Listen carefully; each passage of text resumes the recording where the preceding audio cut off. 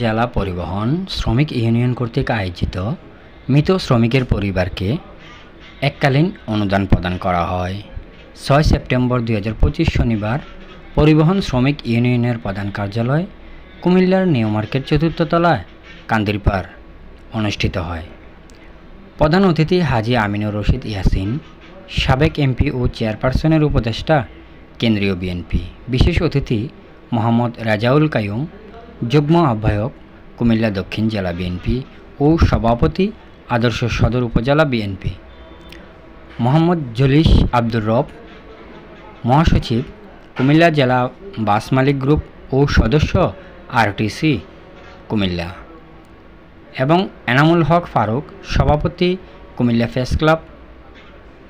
সভাপতিত্ব করেন মোহাম্মদ হোসেন, কার্যকরী সভাপতি কুমিল্লা জেলা পরিবহন শ্রমিক ইউনিয়ন।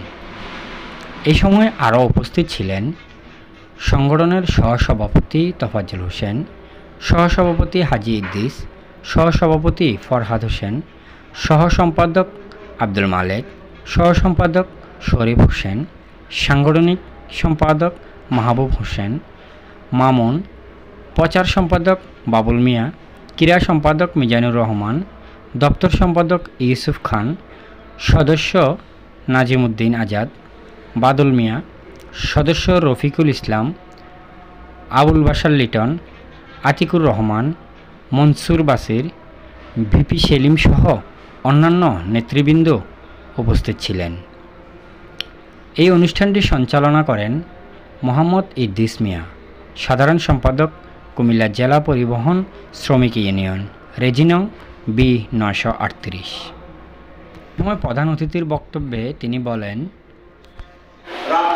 নির্বাচন একটু কাইন্ডলি মানুষের কাছে যান, মানুষের সাথে একটু কথা বলেন, দেখেন আপনার শ্রমিক নেতারা যেভাবে আপনাদের ন্যায্য পাওনাটুকু সমানত দিয়ে দিচ্ছে, মালিক পক্ষ যেভাবে আপনাদের ন্যায্য পাওনাটুকু সঠিকভাবে দিয়ে দিচ্ছে, আমি কথা দিচ্ছি আল্লাহ যদি বাঁচায় আমার জন্য একটু কাজ করেন।